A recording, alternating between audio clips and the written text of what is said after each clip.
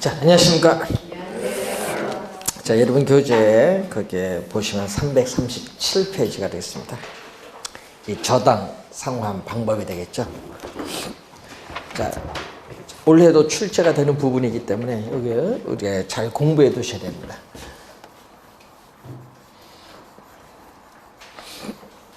이 대출 상환 방식입니다. 그래서 여러분 대출을 받으면은 이 대출금에 대해서 원금 이자를 갚아 나가야 되는데 그 갚아 나가는 방식을 묻는 거예요. 그래서 매년 출제되는데, 자, 우선 제일 먼저 여러분 교재에 나오는 게 원리금 균등 분할 상환 대출이 나오네요. 자, 여러분이 그 개념 같은 거는요, 요 그림을 우리가 이해를 하면은 훨씬 쉬운데, 자, 여러분 원리금 상환액을 우리 투자이론에서 뭐라고 배우셨죠? 투자이론에서 부채 서비스액 또는 저당 지불액. 그 시험 문제는 막 말을 바꿔서 출제하니까 같은 말입니다. 저당 지불액, 부채 서비스액 다 같은 말인데, 여기에 대출 기간이 뭐죠? 만기. 대출 기간, 뭐 저당 기간, 융자 기간 다 같은 말이거든요. 만기입니다. 자, 그러면은 만기까지 여러분 대출 받아보신 분 요거 이해하실 거야.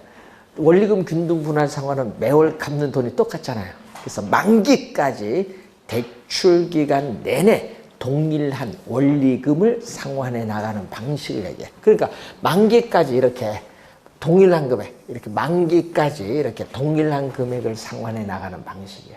100만 원이면 100만 원 만기까지 계속 매월 갚는다. 그래서 이것을 우리는 전문 용어로 뭐라고 하죠? 원리금 균등 상환. 자, 원리금을 균등하게 상환하는 방식. 우리 약어로 CPM이라고 해.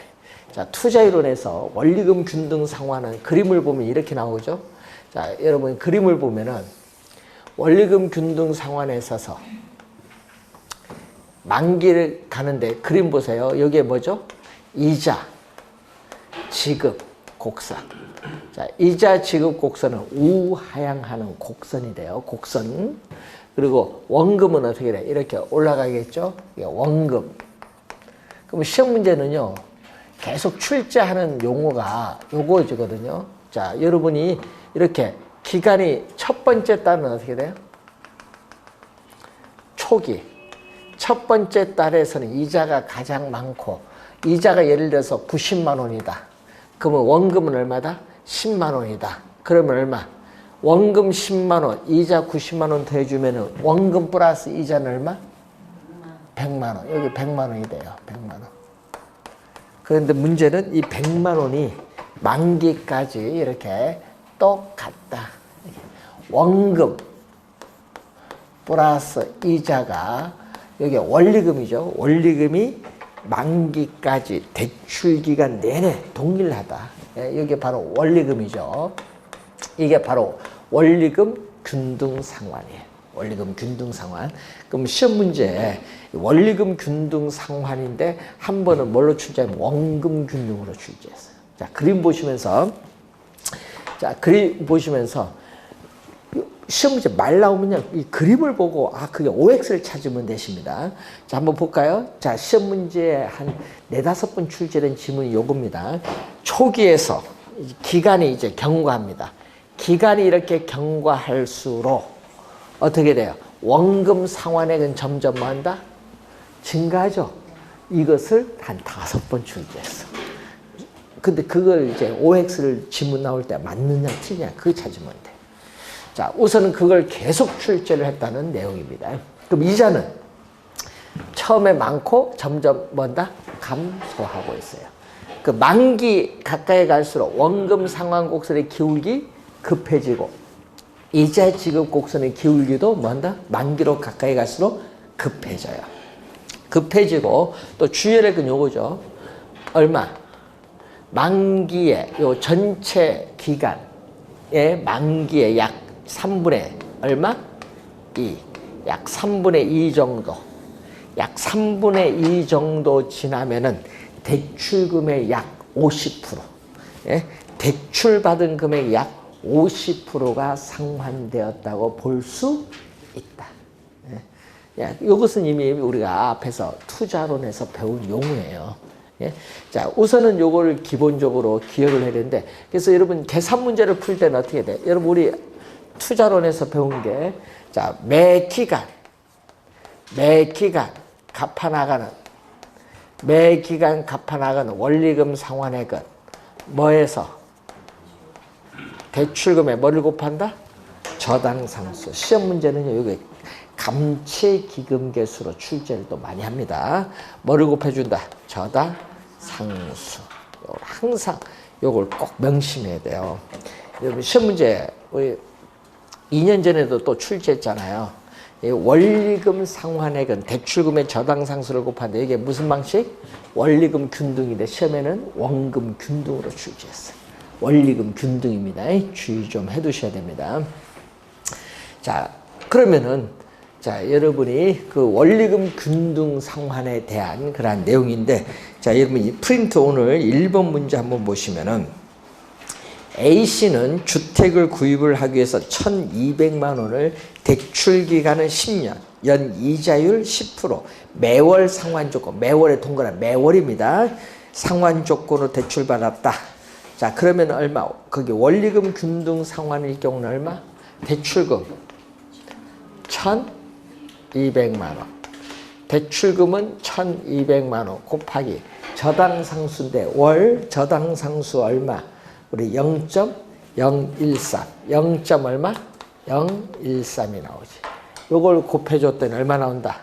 우리는 15만 얼마? 6천 원. 15만 6천원이 나온다는 거지. 계산되겠죠? 이렇게 문제 나오면요, 이렇게 수식이 주어져요.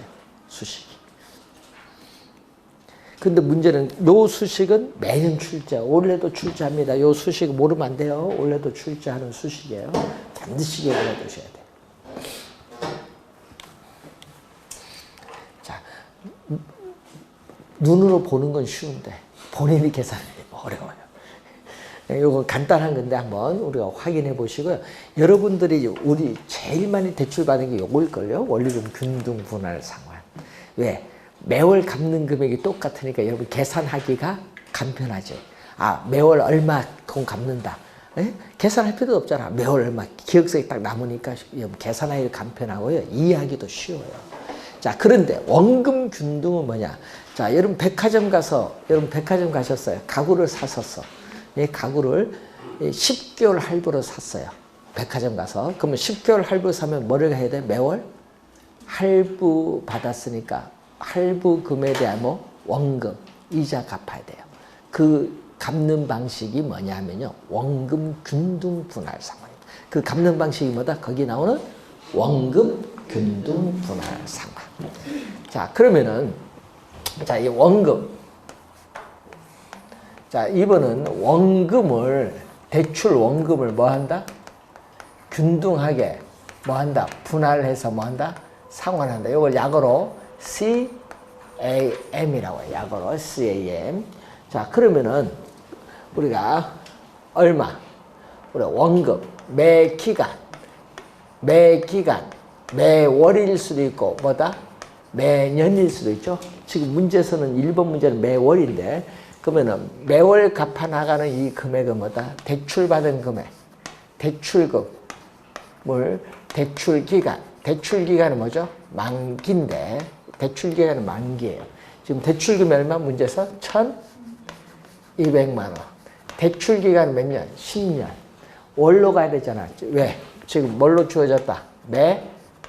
매월 상환 조건이니까 10년은, 1년은 12개월이니까 10년은 몇 개월? 120개월. 120개월. 그럼 첫 번째 1회차 얼마? 1회차에 공 하나 없어지죠. 또 10이 없어지기 10만 원이네요. 네, 10만 원. 10만 원이고 2회차도 얼마? 10만 원. 이렇게 가면은 몇 채? 120채도 얼마? 10만 원. 이렇게 나와요. 그 보면은 뭐다? 아, 매월 갚아 나가는 금액은 10만 원으로 똑같다. 이 말이에요. 이 말. 그러니까 결국은 무슨 얘기냐? 이 얘기거든요. 자, 그러면은 원금은 얼마? 그림이 요거하고 달라요. 잘 명심해야 됩니다. 10만 원 이렇게 똑같다. 10만 원. 언제? 만기까지 똑같아. 수평에. 네. 왼쪽 그림과 다릅니다. 원금 상환 곡선은 뭐다?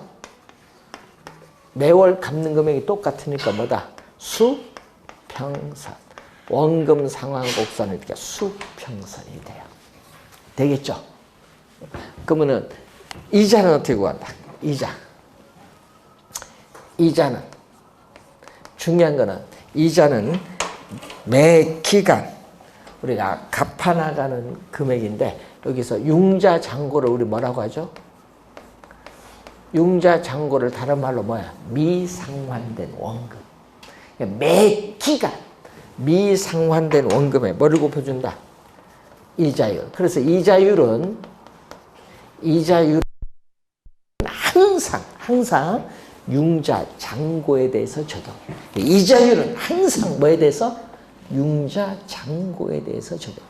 융자잔고 이자를 곱하면 이자를 구한다. 그럼 처음엔 돈 갚았어요? 안 갚았어요? 1년째 돈 갚았어요? 안 갚았어요? 안 갚았잖아요. 안 갚았으니까 융자잔고는 대출금이 얼마? 대출금이 1,200만 원에 예? 연이자율 몇 프로 문제에서? 연이자율 10%. 10%인데 요 연이자율이잖아요. 그럼 12개월로 나눠줘야 뭐? 월이자율. 그럼 요거 100만 원에 10% 얼마? 10만 원. 그럼 원금 플러스 이자를 더해준 원금 플러스 이자를 더해준 여기 뭐죠? 원리금 상환액은 얼마? 10만 원, 10만 원 더해주니까 얼마다? 20만 원이 나오지. 20만 원. 그러면 지금 문제에서 1번 문제 정답이 뭐다? 1례차 원금 균등 분할 상환의 경우에 원금 이자 대준 첫 번째 얼마? 1례차 얼마? 20만 원. 3번 정답. 계산 되겠죠? 시험 문제는 원래 이런 형태로 출제 가능성이 높아. 원금 균등 요거 얼마냐? 원리금 균등 얼마냐? 요거 첫 번째 출제 가능성이 원래 높거든요. 원래 시험에. 그러면 또 시험 문제 그렇게 출제할 수 있고 또 첫 번째 요거 있죠? 첫 번째 구한 요 두 금액의 차이가 얼마냐? 또 이렇게 물을 수 있어. 그러니까 두 개를 구해야 구할 수 있는 거야. 요 차액이 얼마냐? 그럼 얼마? 4만 4천 원. 요것도 출제할 수 있어. 시험 문제. 네? 원래는 요게 중요해. 하여튼 원금 균등, 원리금 균등 만약에 계산 문제 낸다면은 요거 원금 이자 구하고 여기서 원리금 구해서 차액 묻는 문제 낼 수 있고 아니면 요거 두 개 묻는 거 원금, 원리금 구하는 거 이렇게 물을 수가 있어요. 올해 시험에 두 가지를 보셔야 돼요. 올해 시험은 그게 중요 포인트입니다. 올해는. 자, 그러면 이자는 어떻게 돼요? 이자는 처음에 얼마? 20만 원이야. 그럼 그 다음에 얼마? 10만 원 갚았잖아요. 그럼 얼마? 그 다음에 1190. 1190이잖아요. 그 다음에 요거잖아요.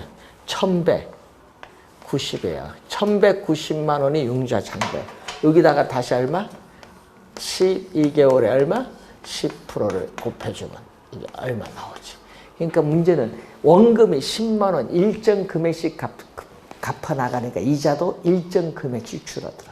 이자도 일정 금액씩 줄어들거든요. 그럼 이자는 이렇게 나와. 일정 금액씩 줄어드니까 이자는 이렇게 우하향하는 직선이 나와. 곡선이 아니라 직선. 일정. 원금이 10만 원 일정 금액씩 갚으니까 이자도 융자잔고도 10만 원씩 줄잖아요. 1200, 1190, 1180 이런 식으로 일정 금액 이자도 10만 원씩 일정 금액 줄어드니까 이자도 일정 금액씩 줄어들어. 그러니까 우하향하는 뭐다? 직선이 나와. 이렇게.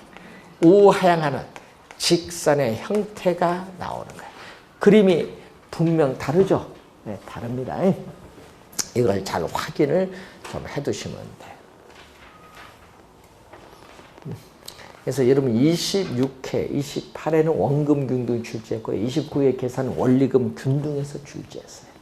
하여튼 작년에는 계산 문제 안 냈죠. 올해는 출제 가능성도 있고 이론으로 또 출제해요. 시험 문제 두 문제 낼 수도 있거든요. 여기서 이론, 계산. 그래서 하여튼 잘 확인을 좀 해두셔야 될 부분이죠. 그러면 처음에 얼마? 처음에 처음에 20만 원. 그 다음에 얼마? 뭐 점점 줄어들잖아요. 왜? 원금은 똑같아. 이자가 점점 줄어드니까 원금 플러스 이자도 점점 뭐 한다? 이렇게 줄어들어. 이렇게. 여기가 C, A, M. 자, 첫 번째 초기에 뭐가 많다? 초기에. 자, 초기. 첫 번째 달에 요게 가장 많고, 요거는 뭐다? 적죠. 시험 문제 또 많이 내거든요. 자, 대출 초기에 원리금 상환에는 원금 균등 상환 방식이 원리금 균등 상환 방식보다 많다? 맞죠? 그런 지문을 시험 문제 많이 출제해요. 당연히 2년 전에 냈겠죠. 시험 문제 많이 출제합니다. 그림 보면서 OX를 잘 찾아야 돼요. OX를 그림 보면서. 자, 그러면 요거는 그림 한번 보세요. 처음에는 원금이자 많이 갚고요. 나중에는 적게 갚잖아요. 점점 줄어들면서. 그래서 시험 문제 이렇게 냈거든요. 자, 어떻게 돼? 미래 소득이 감소할 것으로 예상되는 은퇴 예정자, 퇴직자겠죠. 자, 미래 소득이 감소할 것으로 예상되는 은퇴 예정자 또는 퇴직자에게 적합한 상환 방식은 뭐다? CAM이다. 왜냐? 잘 나갈 땐 원금이자 많이 갚고요. 나중에 퇴직할 때 가면은 이제 원금이자 적게 갚도록 이렇게 가는 방식. 자, 원금 균등하면 다른 거 생각하지만 백화점 할부 딱 생각하시면 돼요. 백화점 할부. 예? 자, 그리고 여러분이 이제 어디 가서 이제 꼬시킴을 당하면 안 돼요. 만기가 되면요. 한번 그림을 하나 더 그릴게요. 자, 여기 대출 잔액이. 여러분, 대출 잔액은 뭐다? 대출 잔액은요, 미상환된 원금의 융자 잔고. 다른 말로 하면 뭐다? 융자 잔고. 미상환된 원금인데, 요 금액은 대출 받은 금액이야. 자, 이 선은 대출금을 나타내서. 그럼 처음에 제로일 땐 처음에 대출 얼마 받았다? 1,200만 원. 그렇죠? 그럼 얼마? 1,190? 10만 원씩 갚으니까 그럼 1,180, 10만 원씩 줄잖아요. 원금 10만 원씩 갚아나가니까. 그러면 어떻게 돼? 점점 이런 형태로 내려오지. 이렇게 또 우하향하는 무슨 형태? 직선의 형태. 만기가 되면은요, 대출 받은 금액 전액 갚으니까 뭐 돼? 제로. 만기 되면 제로죠. 그러니까 처음에 1,200, 1,190, 1,180 이 점들 쭉 연결하니까 우하향하는 직선. 이게 바로 뭐다? C, A, M. 그러면은 여기는 뭐다? 원금이 처음엔 적게 갖고 나중에 점점 증가해 가죠. 그러면 이때는 융자 잔고가 어떻게 나오냐? 이렇게 나와요. 이런 형태. 만기 되면 전액 갚아요. 네? 요것을 돌리면 돼. 쫙 돌려서 이런 형태로 이렇게 나와. 곡선의 형태. 회전기동 시키면. 이게 뭐다? CP. 자, 그러면 한번 보세요. 자, 그러면 여러분 시험 문제 내면 이렇게 내거든요. 자, 처음에 여러분 대출 금액 1,200만 원 똑같죠. 대출 금리 연이자율 몇 프로? 10% 같다. 그럼 처음에 이자는 뭐다? 원금 균등이든 원리금 균등이든 이자는 처음에 얼마? 예? 초기에 뭐? 똑같지 이자는 처음에. 예? 돈 안 갚았으니까 원금 균등이든 원리금 균등이 처음에 이자는 똑같아. 그러면 이렇게 내려오는 게 뭐죠? 이자인데 이게 바로 뭐다? CAM이야. CAM. 그럼 또 이렇게 내려오는 거 뭐죠? 이런 형태. 저 그림 보세요. 이런 형태로 내려오는 게 뭐다? CPM. 그러면 여러분이 만기 되면요. 대출 기간 돈을 갚잖아요. 10년 동안 돈을 갚잖아, 원금이자. 그럼 만기 되면 돈을 뭐 해? 지금 만기 되면 전액 갚잖아요. 그러니까 융자 잔고 제로야.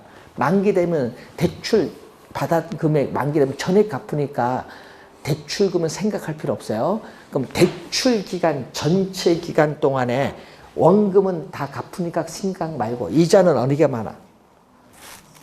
CA 많아, CPA 많아? CPA 많지. 그러니까 여러분 대출 받을 때 뭐가 유리해 여러분한테는? AM이 유리해. 근데 여러분은 잘못 생각하는 게 많아. CPM이 유리하다고 생각하는 게 많아. 원리금 균등이. 여러분 하도 주변에서 대출 받으니까 원리금 균등을 많이 받다 보니까. 그게 원리금 균등 받아 하도 많이 받다 보니까 그게 유리하다고 생각을 미리 하시는 경우가 많아. 예? 백화점이 짱구입니까? 여러분 할부해 주는데 그 날라겠지. 여러분에게 돈 더 많이 받아간다고 불매운동이 일어나겠지. 그러니까 여러분에게 뭐다? 예? 이자를 적게 받는 뭐를 적용하는 거야? 백화점 할부. 뭐를 적용? 이거잖아. 원금 균등 적용. 자, 이제 하나 배웠어요. 그런데 이제 여러분 가끔 또 이런 게 있어. 우리 보면은 이 사람들이 또 물어요. 이제 우리 요즘 자동차 할부 사신 분도 가끔 많거든요. 우리 직장인들 보면은 꼬셔. 어떻게 꼬신 줄 아세요? 예? 뭐 그 자동차 회사 직원이 아닌 한 꼬십니다. 여러분에게 어떻게 꼬셔요? 예? 자동차 뭐 요즘 뭐 특별 소비세도 뭐 인하를 해주고 있죠. 지금 뭐 코로나 사태인데 인하해 주니까 거기에다가 할부 딱 하면은 자 여러분 한 달에 커피 한 잔, 담배 한 갑 하루에 안 피면은 자동차 살 수 있습니다. 얼마? K5 살 수 있습니다. 딱 광고 때려. 그 하루에 담배 한 잔, 커피 한 잔 안 먹으면 되네. 에? 담배 한 갑, 커피 한 잔 얼마야? 해봐요. 10,000원이잖아요. 그거 안 먹으면은 자동차 K5 살 수 있다. 이렇게 꼬시고 또 얘기해. 딱 해서 36개월, 48개월 할부로 하시면 되고요. 또 중간에 성과급 한 번 나오면은 중간에 딱 갚으면 됩니다. 얘기해. 성과급 나오면? 그럼 어떻게 돼? 중간에 한번 가볼까요? 중간에 왔어요. 갚은데 뭐 많이 갚았어? 이자, 원금은 적잖아요. 할부 뭐 원리금 균등으로 막 여러분에게 해요. 예? 자동차. 그러면 중간에 이자를 많이 갚았고 원금은 적겠는데 그러면 중도 상환하면 원금이 많이 갚겠죠. 맞잖아요. 꼬시는 거야. 또 그걸 여러분 상황 봐서 또 그런 식으로 얼마나 이득이야. 그래서 할부사가 자동차 할부 금융. 그러니까 중도에 갚으면 안 돼요. 끝까지 가야지. 맞잖아요. 끝까지 가야지. 가려면은. 네? 그래서 가끔 그 어떤 분은 중도 상환하는 게 유리하지 않나 그 생각하는데 웬만하면 끝까지 가는 게 좋아요. 예? 예? 그래서 요즘은요 하여튼 이제 안 팔리다 보니까 막 팔리게끔 막 만들어 무조건 쓰게 만들고 돈은 나중에 갚도록. 예? 자 그런 게 요즘 하는데 그래서 요즘 자동차가 안 팔리죠 요즘 안 팔리잖아요. 우리나라 뭐 국내만 파나요? 수출도 하는데 수출하려면 뭐가 돼? 세계에서 자동차 사는 사람이 있어야 될 거 아니야. 근데 문제는 여행 가야 뭐 자동차 사든 말든 하지. 여행도 못 가는데.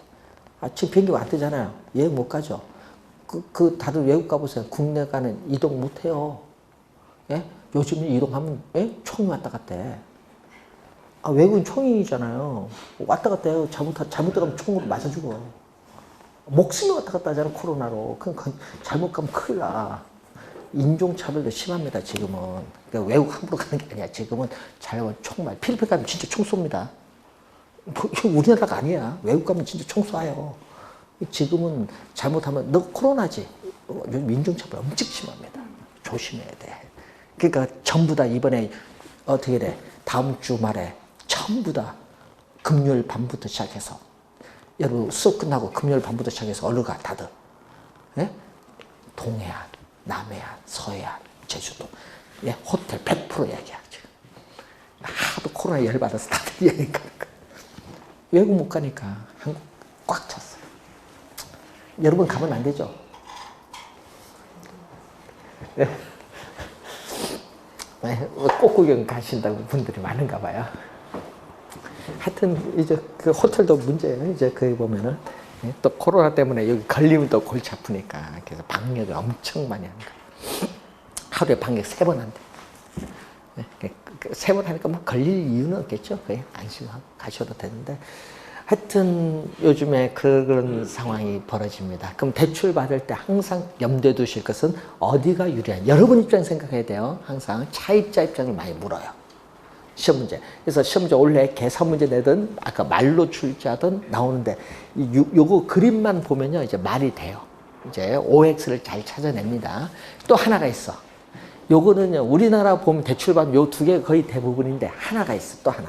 그거는요, 어디 있냐 하면요, 한국주택금융공사 보금자리론에 있거든요. 대출 실행일부터 만기까지마다 고정금리예요. 거기에 여러분 한번 보면 2라고 있어요. 2. 2는 뭐다? 인터넷을 통해서 대출 받는 게 있어. 예? 오프에서 받는 것이 아니라 인터넷을 통해서 받는 게 있어. 이 보금자리론, 예? 알파벳 E에서 이 보금자리론에 보면요, 대출 상환 방식이 세 가지 있어. 원리금 균등, 원금 균등, 또 하나가 뭔지 아세요? 원리금 체증식이라는 게 있어. 예? 그게 또 있어. 그럼 원리금 체증식 그게 유일한데 우리나라에. 그럼 어떤 게 있냐 하면 이 얘기거든요. 처음에 원리금 상환액을 이렇게 적게 갚아. 처음에. 왜냐? 원리금 균등은 매월 똑같은 금액을 갚는데 뭐냐? 물가가 상승하면 어떻게? 인플레이션이 발생하면은 대출해준 금융기관은 돈의 가치가 떨어지니까 손해거든요. 금융기관은. 그러니까 그 손해를 보지 않기 위해서 인플레이션에 따라 원리금 상환액을 점점 높여가. 처음에는 이렇게 적게 받고요. 이제 인플레이션이 발생함에 따라 원리금 상환액을 그 다음에 1년은 높게 이렇게 받아. 그 다음 또 1년은 또 어떻게 돼? 이렇게 점점 인플레이션을 그걸 반영해서 원리금 상환액인데 6년 차 가면요, 원금 균등보다 이렇게 높게 가요. 6년 차 정도 가면. 이런 형태로 갚아나가는 방식을 우리는 뭐라고 한다? 이렇게 가면 GPM이라고 해요. G는 graduated. 점차적으로 원리금 상환액을 증액시키려 한다. 이것을 우린 전문 용어로 뭐라고 한다? 우리는 원리금 체증. 원리금 체증식 상환. 원리금 체증식 상환을 또 다른 말로 점진적으로 증가한다. 점진적으로 증가한다고 해서 점증 상환 대출이라고. 약으로 GP. 네? 그러면 이제 명쾌 시민의 초기에 어디가 제일 적어? GPM이 가장 적다 이 말이에요. 그래서 이 GPM은요, 자, 이 GPM인데 이 GPM에서는 이런 얘기거든요. GPM에서는 초기 첫 번째 달에 원리금 상환액이 상당히 낮게 받잖아요. 예? 낮게 받아. 근데 이자는 여러분 대출받은 금액에 이자는 100만 원이야. 여러분 대출받은 금액이 이자는 100만 원인데 원리금 상환액은 얼마? 20만 원을 받는 거야. 원래는 대출받은 금액이 이자가 100만 원인데 처음에 원리금 상환을 20만 원만 갚도록 만들어. 싸게. 이자보다 더 싸게 갚아. 그럼 어떻게 돼? 요거는 뭐 80만 원이 덜 갚는 거 아니에요? 이자만 해도. 이자도 못 갚잖아요. 그렇죠? 원리금 상환을 낮게 했으니까. 그럼 이 차익은 어떻게 돼? 차익은 대출받은 금액이 있을 거 아니에요? 대출받은 금액에 80만 원 차액을 더 해주면 돼. 대출받은 금액에 80만 원 이자도 못 갚았잖아요. 원리금 상환 낮게 해서 요 금액을 더해줘서 융자장고 뭐죠? 미상환된 원금이 대출금보다 더 높게 나타나. 이게 한 4, 5년 동안 더 높게 나타나. 이게 바로 뭐죠? 마이너스 상환이 된다. 마이너스. 부는 뭐다? 우리 부의 외부니까 부는 뭐다? 마이너스의 원금 상환이 나타나는 거예요. 그래서 GPM은 초기에 뭐가 나타날 수 있다? 마이너스 부의 원금 상환이 나타날 수 있는 거예요. 그러니까 요거는 어떻게 돼? 처음에 돈 갚는 금액이 이렇게 낮잖아요. 그래서 젊은, 예?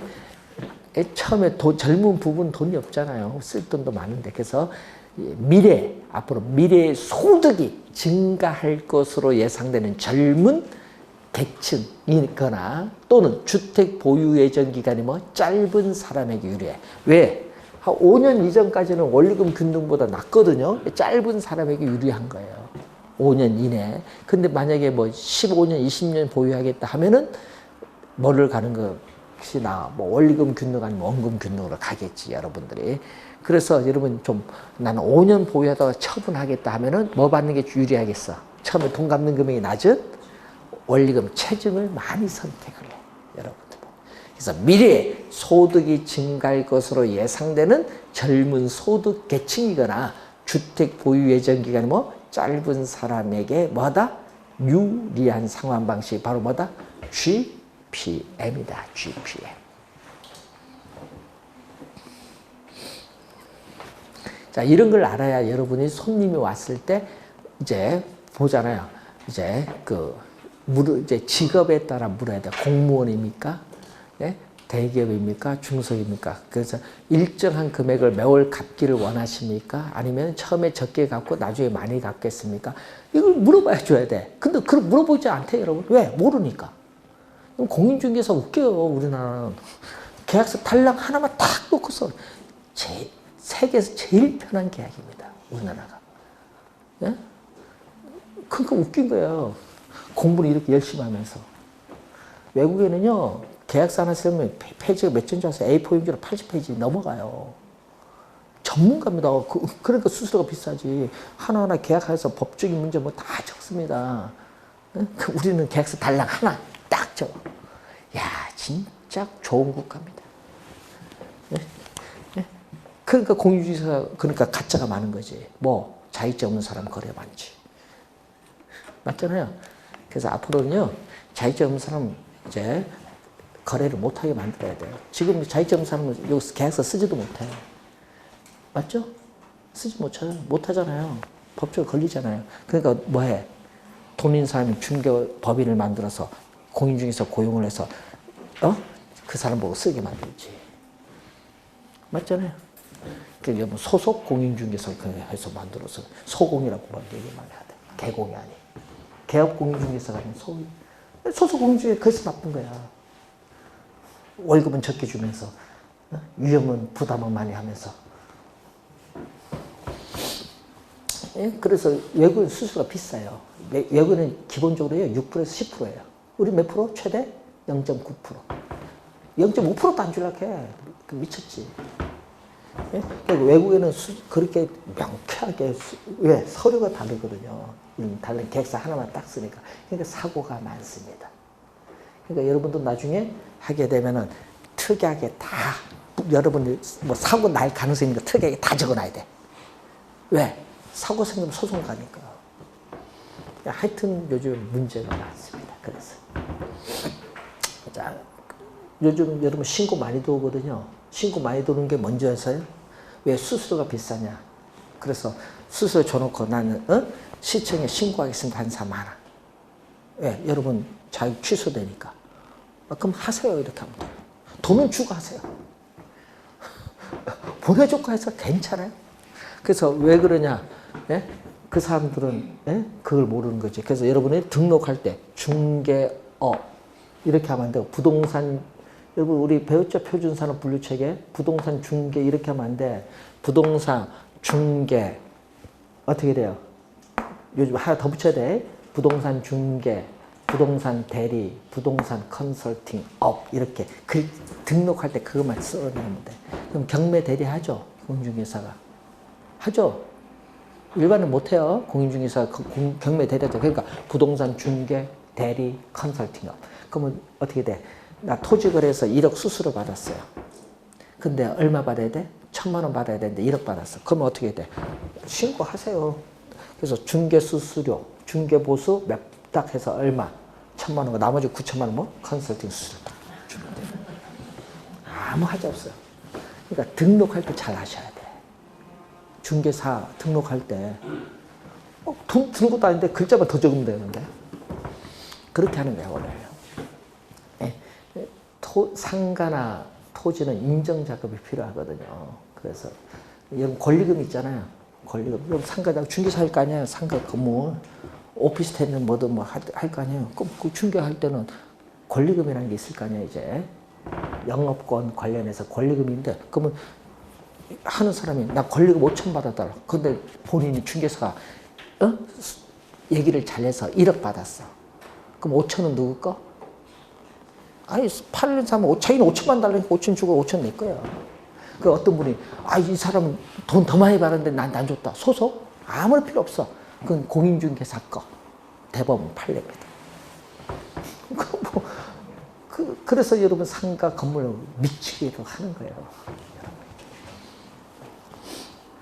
안 되게 하는 겁니다. 예? 그러니까 어떻게 돼? 여러분 돈 버는 거, 자, 여러분 연예인이 돈 많이 벌잖아요. 뭐 CF하고 뭐 해서, 예? CF 하면 이제 아파트 6억 받았어요.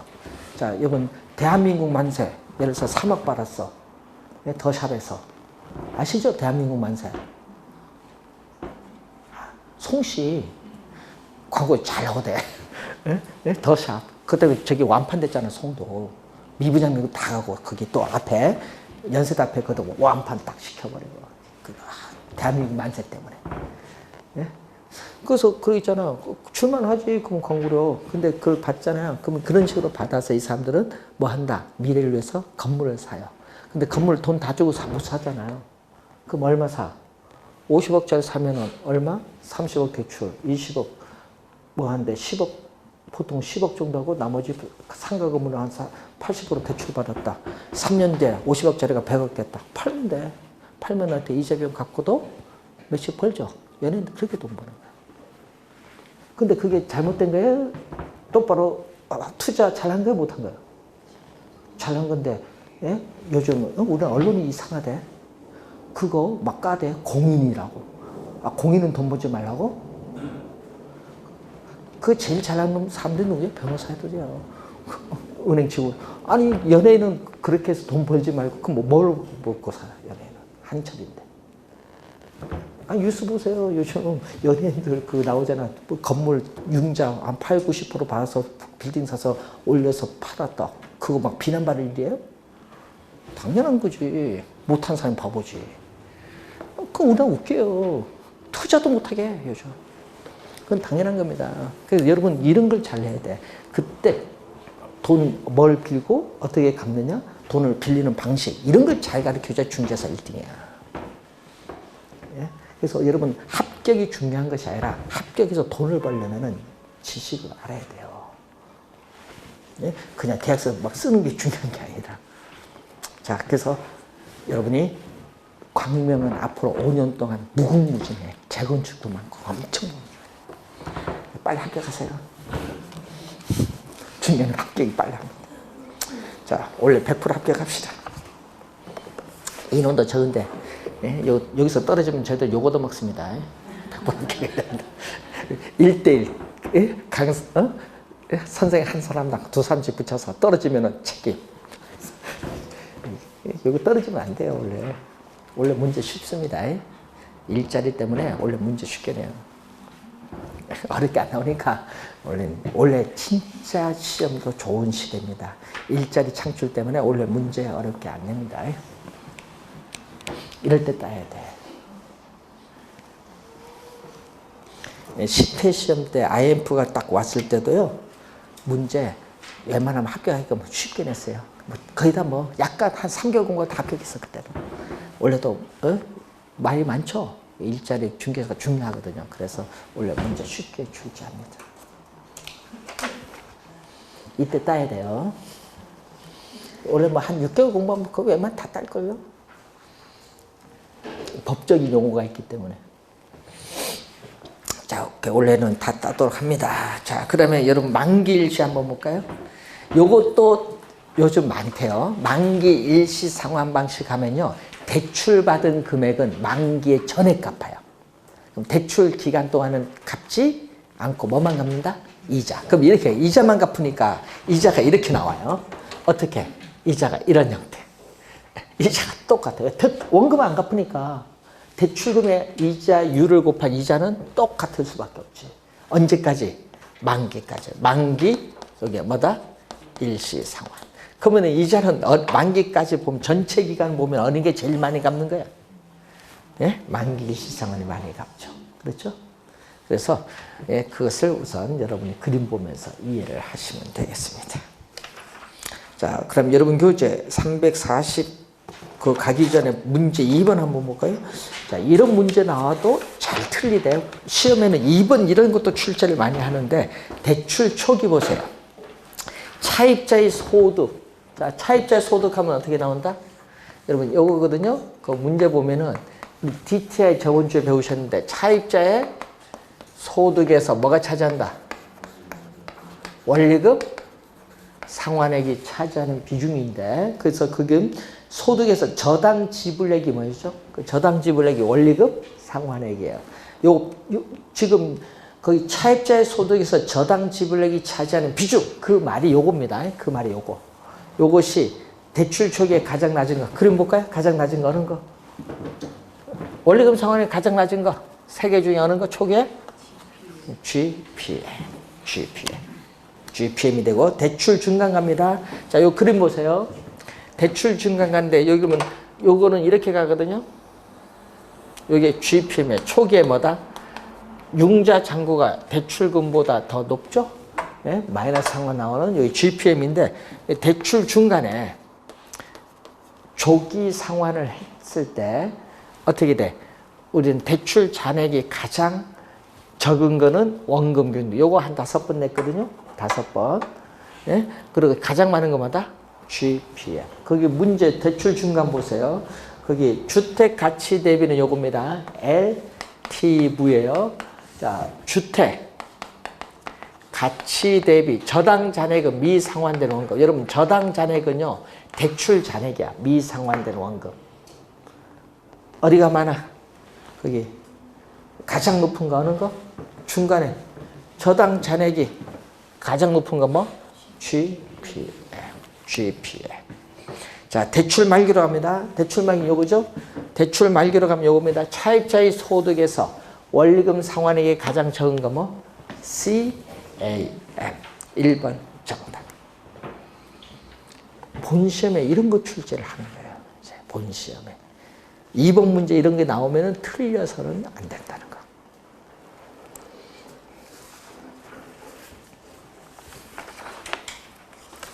자, 저당의 유동화가입니다. 343페이지에 가시면은 거기 중간에 의에 보시면요. 이 저당권 자체를 뭘로 본다? 하나의 상품으로 보고 시장에서 유통되게 하는 것을 뭐라고 한다? 저당권 또는 저당의 유동화라고 한다. 자, 여러분 라면이 또 상품이죠. 시장에 유통되게 하잖아요. 유통되게 하는 거. 저당권 자체는 민법에서는 어떻게 돼요? 민법에서 저당권 자체는 어떻게 돼요? 유통이 돼, 안 돼요? 민법에서. 안 되잖아요. 안 되는데, 그래서 우리는 개론에서는 민법 법 자체는 유통이 안 되니까 이걸 하나의 상품으로 보고 유동화를 시키는 거예요. 유통되게끔 만드는 거예요. 어디서? 금융기관끼리. 예? 여러분은 금융기관끼리 유통하게 만드는 거예요. 그래서 이게 저당권을 유동화시키는 거예요. 왜 유동화시키냐? 금융기관이 여러분에게 대출해 줄 수 있는 자금을 만들기 위해서. 왜 여러분 자금 외부 자금 조달해서 여러분 10년, 20년 대출했는데 회수는 오랜 기간 걸리잖아요. 그러면 금융기관에 대출해 줄 돈이 없잖아. 그거 쉽게 만들기 위해서 이런 유동화를 도입을 한 겁니다. 자, 그래서 시험 문제 나올 때 작년 시험에 출제를 그거 했거든요. 저당권을 유동화시켰을 때 발행, 주택 저당증권을 발행시켰을 때 시장에 나타나는 효과를 물었어. 그 효과. 그럼 금융기관이 돈을 쉽게 조달해서 여러분에게 대출을 쉽게 해줘요. 그럼 여러분은 전세 살다가 대출이 쉬워지고 더 많이 해주니까 어떻게 돼요? 여러분은 전세 살다가 뭐? 내 주택 살려고 많이 하겠죠. 자가주택 소유가 뭐 한다? 증가한데 작년 시험에 자가소유 주택이 감소한다 출제해서 그게 정답이었습니다. 작년 시험. 그런 기본적인 거 물어요. 뭐 제도가 나오면은 그 제도가 나왔을 때 어떤 시장의 효과가 있느냐, 그리고 개념 이런 걸 출제를 합니다. 작년에는 쉽게 출제를 했어요. 그래서 올해는 만약 출제를 한다면 저당의 유동화의 구조, 1차 저당시장, 2차 저당시장에 관련된 사항, 그리고 뒤에 나오는 MBS, 주택저당증권의 종류 4가지가 나오거든요. 여기서 출제를 원래 예상이 되는 부분인데, 자, 그 내용은 잠시 쉬고 시작하겠습니다.